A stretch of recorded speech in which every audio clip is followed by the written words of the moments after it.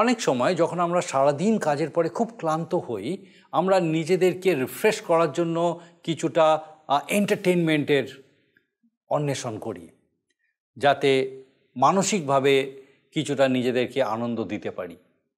কিন্তু সেটা কি খুব সাময়িক হয় না? সেই আনন্দ কিছু সময়ের জন্য থাকে। এমন কি কখনো চিন্তা করেছেন যা আমাদেরকে একটা চিরস্থায়ী আনন্দ দিতে পারে, জীবনে একটা চিরস্থায়ী ইতিবাচক প্রভাব ফেলতে পারে, যা সবসময় আমাদেরকে সেই আনন্দে, সেই শান্তিতে জীবনযাপন করতে সাহায্য করে? কি হতে পারে এরকম বিষয়?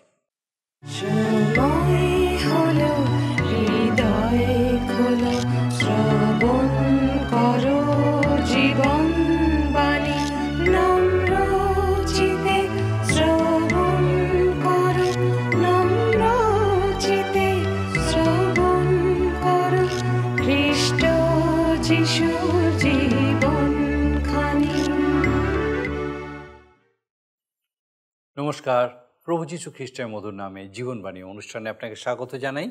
আমার বিশ্বাস মহান ঈশ্বর আপনাকে সম্পূর্ণ সুস্থ রেখেছেন, সুরক্ষিত রেখেছেন। আমার একটা প্রশ্ন আছে আপনার কাছে।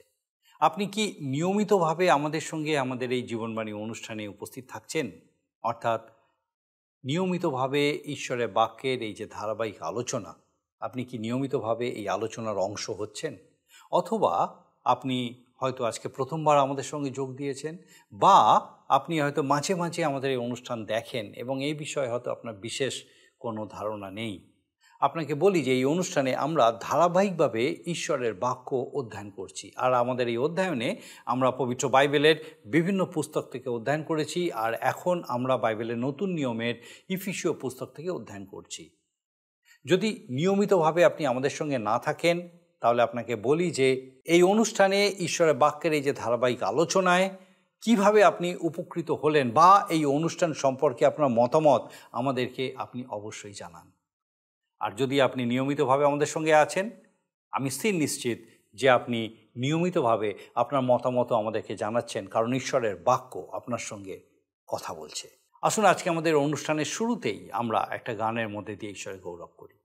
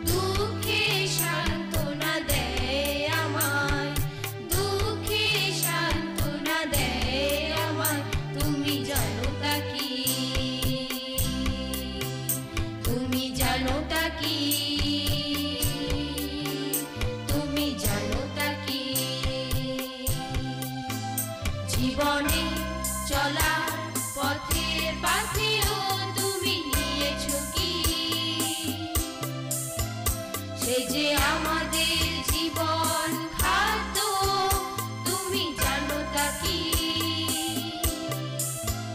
সে যে বাইবেল, প্রিয় বাইবেল, সে যে আমাদের প্রিয় বাইবেল, সে যে বাইবেল, প্রিয় বাইবেল, সে যে আমাদের প্রিয় বাইবেল।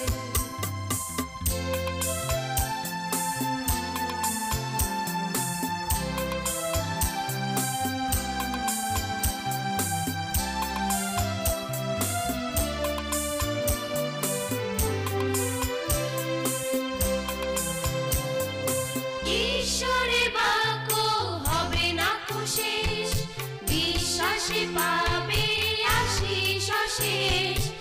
ঈশ্বরের বাক্য হবে না কো শেষ, বিশ্বাসে পাবে আশিস অশেষ।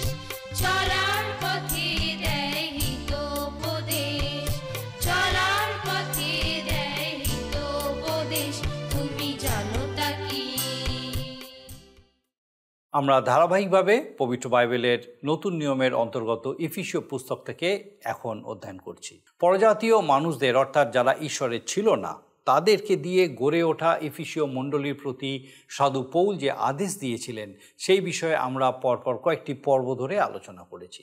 সাধু পৌল এবারে মণ্ডলীকে বলছেন যেন তাদের চলন বুদ্ধিমানের মতো হয় এবং তাদের প্রত্যেকটি সুযোগের সদ্ব্যবহার করতে হবে, কারণ তারা একটা খারাপ সময়ের মধ্যে দিয়ে চলছে। একজন বিশ্বাসীর চলনের বিষয়ে এটা আরেকটি নির্দেশ, কিভাবে তাকে চলতে হবে।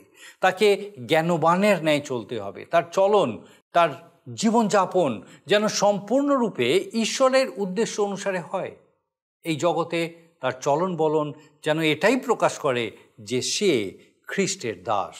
একজন বিশ্বাসীকে শুধুমাত্র জ্ঞানবানের মতো চলার আদেশ দিয়েই সাধু পৌল ক্ষান্ত হননি। তিনি খুব নির্দিষ্টভাবে তাদেরকে বুঝিয়ে দিয়েছেন তাদের কীরকমভাবে চলা উচিত।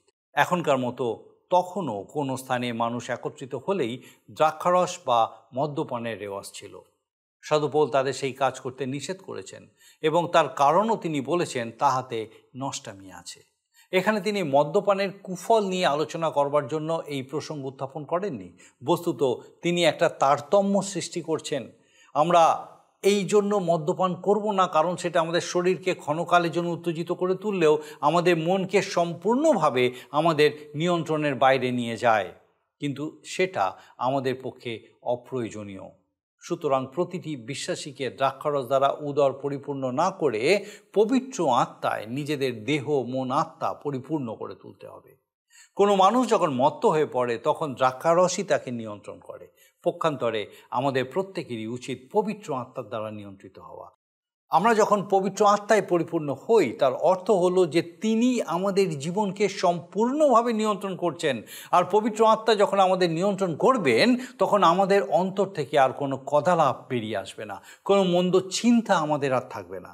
কিন্তু আমরা যখন একত্রিত হব তখন নিজেদের মধ্যে আরাধনা গীত, বাইবেল পাঠ ও আলোচনা করব, প্রভু যিশুর নামে ঈশ্বরের ধন্যবাদ দেব। আসুন আমরা বিস্তারিতভাবে এই বিষয়টা দেখি এবং দেখি যে আজকে বিশেষভাবে ঈশ্বর এই আলোচনার মধ্যে দিয়ে কিভাবে আমাদের সঙ্গে কথা বলতে চান। আজকের আপনাদের কাছে ইফিসীয় তার 5 অধ্যায় 15 পদ থেকে আলোচনা করব। গত অনুষ্ঠানে আমরা শুনেছিলাম সাধু পৌল বলছেন, পুরাতন নিয়ম থেকে উদ্ধৃত করে জাগ্রত হও এবং মৃতগণের মধ্য থেকে ওঠো। আর মানুষ যখন ঘুমায় তখন মরার সামিল। বিশ্বাসী যখন অবিশ্বাসীর সাথে সমঝোতায় যায় তখন সে মৃতদের মধ্যে মিশে যায়। জীবনের সাথে যার যোগ নেই সেই মৃত। মৃতজন সাড়া দেয় না। মৃতকে একমাত্র ঈশ্বর বাঁচাবার বা জাগাবার ক্ষমতা রাখেন। তাই সাধু পৌল বিশ্বাসীদের এই কথা বলছেন না যে মৃতদের জাগাও। পৌল ডাক দিচ্ছেন তাদের যারা মৃতদের ন্যায় ঘুমিয়ে পড়েছে। মৃতগণের মধ্য হইতে উঠো, তাহাতে খ্রিস্ট তোমাকে আলো দেখাবেন। মৃতদের স্থান অন্ধকারে এবং বিশ্বাসী ভাই বোনেরা অবিশ্বাসীদের মধ্যে যাওয়ার অর্থ মৃতদের মধ্যে যাওয়া। সুতরাং ওই অন্ধকার থেকে বার হয়ে আসার জন্য আলোর প্রয়োজন, আর সেই আলো হলেন যিশু। আবার যিশুর আগমনের কথা চিন্তা করলেই প্রথম থিসসলুনিকীয় তার 5 অধ্যায় 4 থেকে 8 পদ মনে পড়ে। লেখা আছে, কিন্তু ভাতৃগণ তোমরা অন্ধকারে নও, যে সেই দিন চোরের ন্যায় তোমাদের উপরে আসিয়া পড়িবে। তোমরা তো সকলে দীপ্তির সন্তান, আমরা রাত্রিরও নই, অন্ধকারেরও নই। অতএব আইসো, আমরা অন্য সকলের ন্যায় নিদ্রা না যাই, এবং জাগিয়া থাকি ও মিতাচারী হই। কারণ যাহারা নিদ্রা যায় তাহারা রাত্রিতেই নিদ্রা যায়, এবং যাহারা মদ্য পায় তাহারা রাত্রিতেই মত্ত হয়। কিন্তু আমরা দিবসের বলিয়া আইসো, মিতাচারী হই, বিশ্বাস ও প্রেমরূপ বুকপাটা পরি, এবং পরিত্রাণের আশারূপ শিরস্ত্র মস্তকে দিই। বিশ্বাসীদের প্রতি পত্রে ইফিসীয় তার 5 অধ্যায় 14 পদ একটা বিষয় নিশ্চয়তা দেয় যে যখন বিশ্বাসী তার আত্মিক নিদ্রা থেকে জেগে উঠবে, খ্রিস্ট যিশু তাকে আলো দেখাবেন। আমরা সবাই ওই উজ্জ্বল আলো প্রচুর পরিমাণে পাই যখনই আমরা আমাদের মধ্যে যে আলো আছে সেই বিষয়ে সচেতন হই। আসুন আমরা 15 থেকে 17 পদ পাঠ করব। অতএব তোমরা ভালো করিয়া দেখো কিরূপে চলিতেছ, অজ্ঞানের ন্যায় না চলিয়া জ্ঞানবানের ন্যায় চলো। সুযোগ কিনিয়া লও, কেননা এই কাল মন্দ। এই কারণ নির্বোধ হইও না, কিন্তু প্রভুর ইচ্ছা কি তাহা বুঝো। সাধু পৌল বলছেন ভালো করিয়া দেখো, অর্থাৎ বিবেচনাপূর্বক দেখে চলো, আর চলার পথে অজ্ঞানের মতো মূর্খের মতো চলো না। আগে জেনে নিতে হবে আমাদের জীবনের চলার পথের লক্ষ্য কি, ঈশ্বর কি চান, তাঁর কি ইচ্ছা। আমাদের লক্ষ্য রাখতে হবে যে আমাদের চলার মধ্যে এমন কিছু ভাব থাকবে না যার দ্বারা ঈশ্বরের অগৌরব হয়। ট্রেন যেমন নিজ লাইন ধরে চলে, আমাদেরও সরলভাবে চলতে হবে। প্রত্যেক বিশ্বাসীর চলন দেখে মানুষ যেন বুঝতে পারে যে খ্রিস্টান। আপনি যখন কোনো শপিং সেন্টারে যান, আপনাকে জিজ্ঞাসা করতে হয় না সেলসম্যানকে, কেননা আপনাকে আসতে দেখলেই তারা যে যা স্থান নেবে, সাদর অভ্যর্থনা জানাবে, নানা কথা শুরু করবে, তাদের কাছেই সর্বাপেক্ষা ভালো জিনিস আছে বুঝাবে। কেন? কারণ তার কাজ হচ্ছে মালিকের জন্য অর্থ উপার্জন করা। তার মধ্যে প্রাণ শক্তি আছে, যে জ্ঞান বুদ্ধি আছে তা তার মনিবের জন্য উজাড় করে দিতে চায়। বিশ্বাসীর চলাই জানিয়ে দেবে যে সে খ্রিস্টের লোক। আমেরিকার প্রবাদ যে টেক্সানকে জিজ্ঞাসা করতে হয় না যে সে টেক্সান কিনা, বা অর্থাৎ সেই অঞ্চলের লোক কিনা। সে যদি টেক্সান হয়, নিজের থেকেই জানিয়ে দেবে যে সে একজন টেক্সান। আমাদের চলন বলন যেন বুঝিয়ে দেয় যে আমরা বিশ্বাসী। সেলসম্যান যেমন প্রথমেই আপনাকে ক্রেতা করে নিতে চায়, টেক্সান যেমন প্রথম দর্শনেই নিজেকে টেক্সান বলে জানিয়ে দিতে চায়, আমরা যারা বিশ্বাসী আমাদের চলার মধ্যেই বুঝিয়ে দিতে হবে যে আমরা খ্রিস্টের। সাধু পৌল বলছেন কাল মন্দ, সুযোগ কিনিয়া লও। কি জানি খ্রিস্টের পরিচয় দেবার সুযোগ আমাদের আবার নাও আসতে পারে, বা এমনও হতে পারে যে ব্যক্তি আপনার প্রতিবেশী, সে এই জগৎ ত্যাগ করে চলে গেল। আপনার সুযোগ ছিল, কিন্তু আপনি সুযোগ কিনে নিলেন না। তাকে পরিত্রাণের বার্তা জানালেন না, তাকে প্রেমের বার্তা জানালেন না, তাকে ঈশ্বরের চরণতলে আসবার সুযোগ আপনি দিলেন না। আপনার কাছে সত্য ছিল, কিন্তু তা লুকিয়ে রাখলেন। আপনার কাছে জীবনের ভাণ্ডার ছিল, যা আপনি নিজের জন্যই রাখলেন। আপনি নিজে বাঁচতে চান, অন্যকে বাঁচাতে চান না। আপনি নিজে সুখ চান, কিন্তু অন্যের সুখ আপনি চান না। তাই সাধু পৌল এই কথাই বলছেন, তোমরা ভালো করে দেখো কেমনভাবে চলছ, অজ্ঞানের ন্যায় না চলে জ্ঞানবানের ন্যায় চলো। সুযোগ কিনে নাও, কেননা এই কাল মন্দ। এই সুযোগ আমাদের সামনে প্রত্যেককে দেওয়া হয়েছে, যেন সেই সুযোগের সদ্ব্যবহার আমরা করতে পারি। আমরা 5 অধ্যায় ইফিসীয় তার 18 এবং 19 পদ পাঠ করি। আর দ্রাক্ষারসে মত্ত হইও না, তাহাতে নষ্টামি আছে, কিন্তু আত্মাতে পরিপূর্ণ হও। গীত, স্তোত্র ও আত্মিক সংকীর্তনে পরস্পর আলাপ করো। আপন আপন অন্তঃকরণে প্রভুর উদ্দেশ্যে গান ও বাদ্য করো। দেখুন, সাধু পৌল বলছেন মদ পান করে উদর পূর্ণ করো না, কেননা তাতে তুমি নষ্ট হবে, তোমার চরিত্র নষ্ট হবে, এমনকি মণ্ডলীও নষ্ট হবে। বরঞ্চ সেই আত্মাতে অন্তর পূর্ণ করো। মদ্যপান যে পাপ, একথা পবিত্র শাস্ত্র বলে।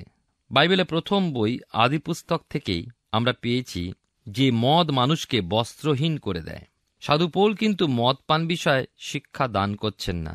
সাধু পৌল কেবল নিষেধ করছেন, কেননা মদ প্রথমে দেহকে উত্তেজিত করে, তারপরে মস্তিষ্ককে জ্ঞানহীন করে, কামনা বাসনা বৃদ্ধি করে, মানুষের মধ্যে লাম্পট্য আসে, মানুষকে অসৎ চরিত্র করে, শেষ পর্যন্ত বেপোয়ারা হয়ে হতাশ হয়ে পড়ে ও অবান্তর ও অসংযত কথা বলতে থাকে। বিশ্বাসের জীবনে তথা খ্রিস্টান জীবনে এটা কখনোই উচিত নয়, আবার বলি কখনোই বাঞ্ছনীয় নয়। আজ কত জীবন, কত পরিবার, সমাজ আজকে ধ্বংস হয়ে যাচ্ছেন এই সমস্ত বিভিন্ন মন্দ নেশার দ্বারা। মানুষ হারিয়ে যাচ্ছেন, তারা নিজেদের বুদ্ধি ক্ষমতা লোপ পাচ্ছে, তার কারণ তারা বিভিন্ন নেশায়, বিশেষ করে মদ পানে আসক্ত। আর তাদের নিজেদের বুদ্ধি আজকে লোপ পাচ্ছে, সঠিক সিদ্ধান্ত তারা নিতে পারছেন না। পরিবারের মধ্যে অশান্তি বেড়ে চলেছে এবং ধ্বংস অনিবার্য হচ্ছে।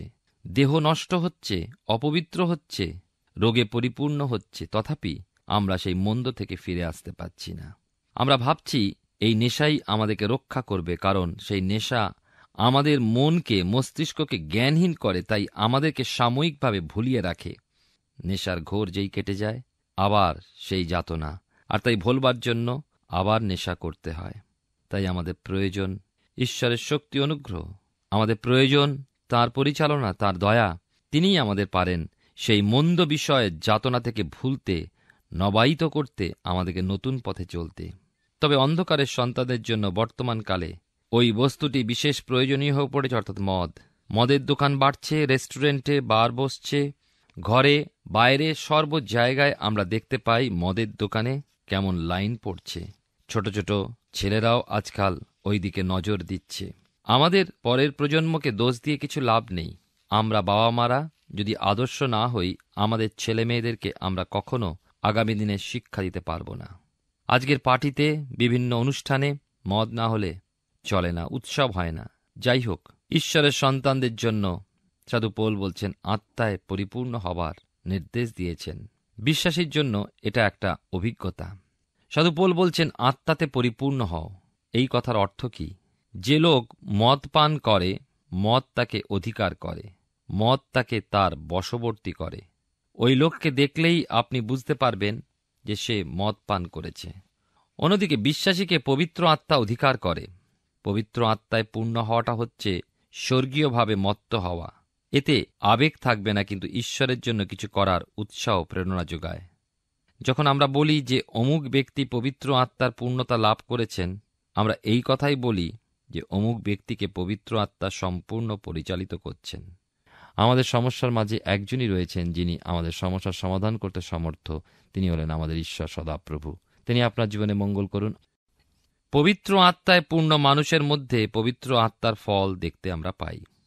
একজন প্রকৃত বিশ্বাসীকে পবিত্র আত্মায় বাপ্তায়িত হওয়ার জন্য অপেক্ষা করতে হয় না, কেননা যে মুহূর্তে সে খ্রিস্ট যিশুকে নিজ পরিত্রাতা বলে স্বীকার করে নেয় এবং খ্রিস্টে নিজেকে সঁপে দেয়, সেই মুহূর্তে সে আত্মায় বাপ্তায়িত হয়। যীশুখ্রিস্ট আমাদের অন্তরে আসেন, পবিত্র আত্মা আমাদেরকে মুদ্রাঙ্কিত করেন, সেই দেহে অর্থাৎ মণ্ডলীতে যুক্ত করেন। কি অপূর্ব আমাদের জন্য উপায়! পবিত্র আত্মা ভিন্ন, কেউ বলতে পারে না যিশুই প্রভু। পবিত্র আত্মা ভিন্ন, কেউ নবায়িত হতে পারে না। আর প্রভু যীশু তাই বলেছিলেন জল এবং আত্মা দ্বারা নব জন্ম লাভ করার বিষয় নিকোদিমকে। আর আগেই বলেছি, জল হল সেই ঈশ্বরের বাক্য, আর আত্মা হল ঈশ্বরের সেই পবিত্র আত্মা, যা তিনি প্রেরণ করেছেন এই পৃথিবীতে। তিনি এই জগৎ থেকে যাবার পূর্বে তিনি বলেন, তোমাদের জন্য এক সহায় পাঠিয়ে দেব, যে সহায় তোমাদের সকল সত্যে নিয়ে যাবেন। ইফিসীয় পত্রে আমরা দেখেছি যে সেই পবিত্র আত্মা আমাদেরকে শিলমোহর করে দেয়, আমাদেরকে তা নিজের বলে দাবি করে নেয়। শয়তানের আর কোনো অধিকার থাকে না আমাদের উপরে। পবিত্র আত্মা আমাদেরকে তাই মুদ্রাঙ্কিত করেন, তিনি আমাদেরকে যুক্ত করে নেন তাঁর পরিবারের। আমরা তাঁর দেহের অঙ্গ প্রত্যঙ্গ হই। তাই আমরা যখন প্রভু যীশুকে গ্রহণ করি, তার মধ্যে দিয়ে আমরা একলা থাকি না। আমরা অনেক সময় মনে করি আমার প্রিয়জনরা আমাদের প্রতি বিরোধ ঘটাবে, আমি একলা হয়ে যাব, কিন্তু আমরা যে আর এক বিরাট পরিবারের সঙ্গে যুক্ত হই সে কথা আমরা ভুলে যাই। নতুন নিয়মে 1 কোরিন্থীয় তার 12 অধ্যায় 13 পদে লেখা আছে, সকলেই এক দেহ হইবার জন্য একই আত্মাতে বাপ্তায়িত হয়েছি এবং সকলেই একই আত্মা হইতে পায়িত হইয়াছি। প্রত্যেক বিশ্বাসীর আত্মায় পূর্ণ হওয়ার প্রয়োজন আছে। পঞ্চাশত্তমীর দিন শিষ্যবর্গ জমায়েত হয়েছিলেন এবং পবিত্র আত্মা লাভের পরেই খ্রিস্টের জন্য কাজে নেমেছিলেন। বিশ্বাসীর জন্য পবিত্র আত্মার পূর্ণতা একদিনের ব্যাপার নয়, কিন্তু প্রতিদিন আমাদের পূর্ণ হতে হবে। আত্মার প্রভাবে পূর্ণ হলে পর বিশ্বাসীদের মধ্যে দেখা যায় গীত, স্তোত্র ও আত্মিক সংকীর্তন, মধুর আলাপ, ঈশ্বরের বাক্যালোচনা ইত্যাদি। এবং বিশ্বাসী জীবনে যীশুখ্রিস্টের নামে পিতা ঈশ্বরের ধন্যবাদ। দেখুন কি লেখা আছে এখানে। লেখা আছে, এই কারণ নির্বোধ হইও না, কিন্তু প্রভুর ইচ্ছা কি তাহা বুঝো।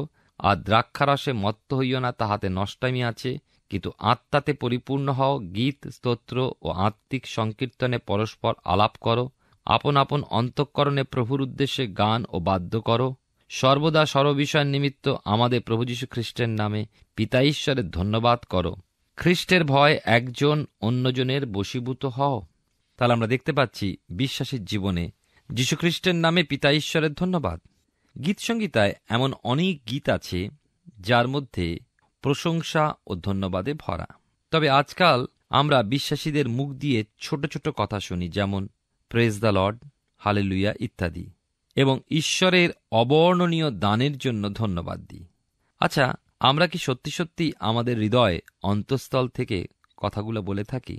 একজন বলেছেন, তিনি একজন নামকরা সার্জন ছিলেন, অর্থাৎ ডাক্তার ছিলেন। আবার তিনি প্রকৃত বিশ্বাসী খ্রিস্টানও ছিলেন, ঈশ্বরের লোক ছিলেন।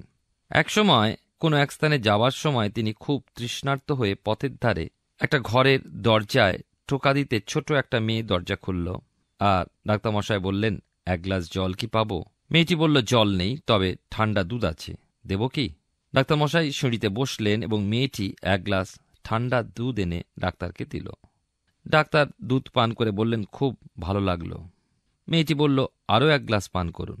অনেকদিন পর তার হাসপাতালে একটা মেয়ে অপারেশনের জন্য এলো, আর এই ডাক্তার মহাশয় খুব যত্নের সাথে মেয়েটিকে অপারেশন করে সুস্থ করে তুললেন। মেয়েটি যেদিন ছাড়া পাবে, বাবা মা ভয়ে কাঁপতে কাঁপতে অপেক্ষা করছে, না জানি কত টাকার বিল মেটাতে হবে। নার্স বিলের খামটা তাদের হাতে দিয়ে তারা খুলে দেখে, তাতে লেখা আছে, বিল মিটিয়ে দেওয়া হয়েছে 2 গ্লাস ঠান্ডা দুধ দিয়ে। এ হচ্ছে কর্মপ্রযুক্ত প্রেম, এবং এই প্রেম হল আত্মার ফল। 21 পদে লেখা আছে, খ্রিস্টের ভয় একজন অন্যজনের বশীভূত হও। একজন অন্যের বশীভূত হও অর্থাৎ সম্পূর্ণরূপে একে অন্যের কাছে সমর্পিত হও। এই সমর্পিত জীবন আমাদের জীবনে খুবই অভাব রয়েছে।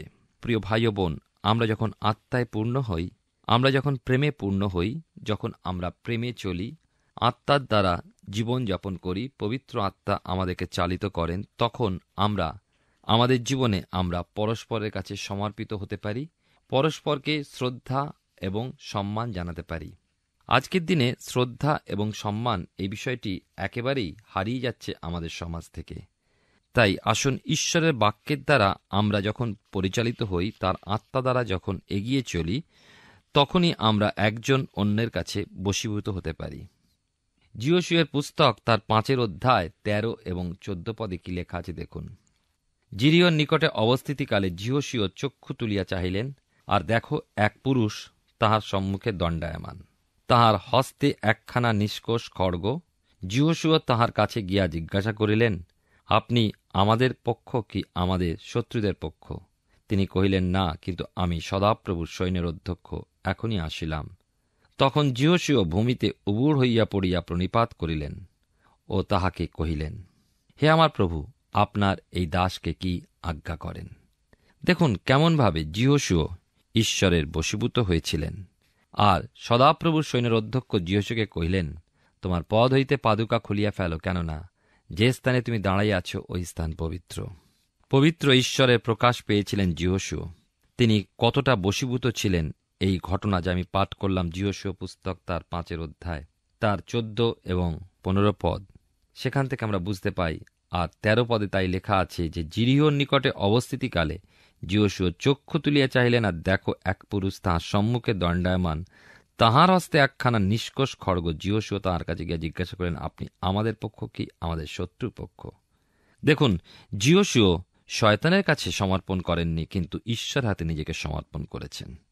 আমরা সমর্পণ বলতে বা বশীভূত বলতে মন্দের কাছে নয়, যে মুহূর্তে জিওশীয় জানতে পারলেন, উপলব্ধি করলেন যে তিনি ঈশ্বরের দূত, সঙ্গে সঙ্গে নিজেকে তিনি সমর্পণ করলেন, বশীভূত হলেন।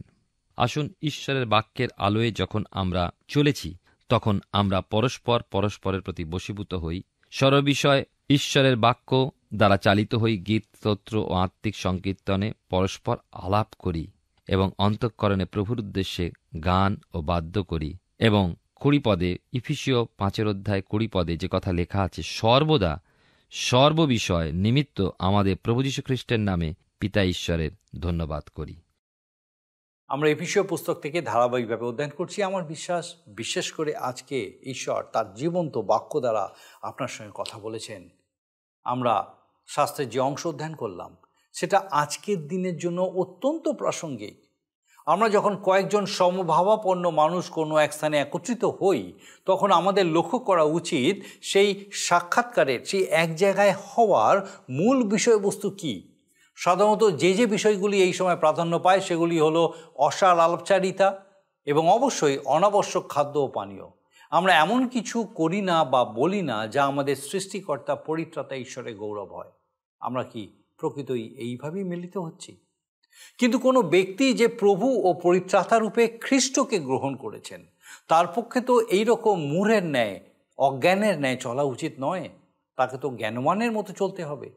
সুতরাং তিনি যখন সমমনা মানুষদের সঙ্গে মিলিত হবেন, তখন সেই স্থান আরাধনা সঙ্গীত, শাস্ত্রপাঠ ও আলোচনা এবং ধন্যবাদ সহকারে প্রভু যিশুর নামে ঈশ্বরের কাছে প্রার্থনায় পরিপূর্ণ হয়ে উঠবে। এটাই প্রত্যেক বিশ্বাসীর কাছে কাম্য। এরপর সাধু পৌল একজন বিশ্বাসী জীবনের ব্যক্তিগত স্তরে তার আচরণ সম্বন্ধে নির্দেশ দিয়েছেন, আর এই বিষয় আমরা আমাদের পরের পর্বে বিস্তারিতভাবে লক্ষ্য করব। আসুন এখন প্রার্থনায় যাব, আর আমি চাইব আপনি আমার সঙ্গে প্রার্থনায় যোগ দিন। আসুন প্রার্থনা করি। মঙ্গলময় পিতা, আরেকবার প্রভু তোমার ধন্যবাদ, তোমার স্তুতি করি যে তোমার পবিত্র পরাক্রমে আরেকটিবার তোমার জীবন্ত বাক্য দ্বারা আমাদের সঙ্গে তুমি কথা বললে। ধন্যবাদ দিই জীবনযাপনের যে উদ্দেশ্য পিতা আরেকবার আমাদের কাছে সঠিকভাবে প্রকাশ করলে। আমাদের প্রত্যেক দর্শক বন্ধুর জন্য তোমার ধন্যবাদ দিই প্রভু, যে তোমার এই সত্যে প্রত্যেককে পূর্ণ করলে। পিতাকে প্রার্থনা করি আমাদের সেই প্রত্যেক দর্শক বন্ধু, তাদের পরিবার পরিজন প্রত্যেকের জন্য। পিতা, জানি না কে কোন পরিস্থিতিতে আছে, কিভাবে আছেন, কতটা ভালো বা কতটা খারাপ সময়ের মধ্যে দিয়ে যাচ্ছেন। প্রার্থনা করি প্রভু, যে যেভাবেই আছেন প্রভু, তোমার পবিত্র উপস্থিতিতে যেন পূর্ণ থাকেন। পিতা, তোমার এই সত্যে যেন পূর্ণ থাকেন, তোমার দীপ্তিতে, তোমার আলোতে যেন পূর্ণ থাকেন। প্রভু, যে কোনো অন্ধকারময় পরিস্থিতির মধ্যে দিয়ে চলার সময় যেন প্রভু তোমার আলো তাদেরকে পথ দেখায়। তুমি সেইভাবে তুমি তাদেরকে এগিয়ে নিয়ে চলো সৈক্য পিতা, এবং তোমার পবিত্র উপস্থিতিতে তাদেরকে স্থির থেকে সেই বিশ্বাসে স্থির রাখো যে প্রভু তোমার আলোক তাদেরকে সেই অন্ধকারময় পরিস্থিতি থেকে বেরিয়ে আসতে সাহায্য করবে এবং তোমার সেই আলোকিত স্থানে প্রবেশ করতে সাহায্য করবে। ও প্রভু, তুমি দয়া করো, কঠিন সময়ের মধ্যে তোমার সান্ত্বনায়, তোমার অনুগ্রহে পূর্ণ রাখো। অসুস্থতায় তোমার আরোগ্যতা দাও প্রভু। তোমার পবিত্র পরাক্রমে তোমার অলৌকিক কাজ তাদের জীবনে দেখতে সাহায্য করো সৈক্য পিতা। আমাদের প্রত্যেক দর্শক বন্ধু, তাদের পরিবার পরিজন প্রত্যেককে তোমার চরণে সমর্পণ করে ধন্যবাদের সঙ্গে প্রার্থনা তোমার যিশু নামে চাই, দয়া করে শ্রবণ গ্রহণ করো। আমেন। ঈশ্বর মহান এবং তিনি চান যে জীবন তিনি আমাদের জন্য রেখেছেন, আমি আপনি সেই জীবন তার ইচ্ছা অনুযায়ী পালন করি, সেই জীবনে চলার মধ্যে দিয়ে তার গৌরব করি, তার দীপ্তিতে চলি। আমার বিশ্বাস এইভাবে আগামী দিনেও আপনি আমাদের সঙ্গে এই জীবনবাণী অনুষ্ঠানে উপস্থিত থাকবেন, যখন ঈশ্বরের বাক্য এইভাবেই আমাদেরকে তার দীপ্তিতে এগিয়ে চলতে সাহায্য করবে। ঈশ্বর আপনার মঙ্গল করুন। প্রিয় বন্ধু, আসুন আমরা আজকের প্রশ্ন উত্তরে আসি। গতকালের প্রশ্নের উত্তর অপশন ডি, বিশ্বাসী বর্গ। আজকের প্রশ্ন, মৃতদের স্থান কোথায়? অপশন এ নরকে, বি অন্ধকারে, সি পৃথিবীতে, ডি কবরে। প্রিয় বন্ধু, এই প্রশ্নের উত্তর আগামীকাল সন্ধ্যা 6টার মধ্যে option A, B, C, D সহকারে আপনার নাম ও সম্পূর্ণ ঠিকানা সহ 9433497235 এই নম্বরে SMS বা হোয়াটসঅ্যাপে পাঠাবেন। যদি আপনার এই অনুষ্ঠান ভালো লেগে থাকে তাহলে এই নম্বরে একটি মিসড কল করুন, তাহলে আপনি পরের বারে বিজয়ী হতে পারেন।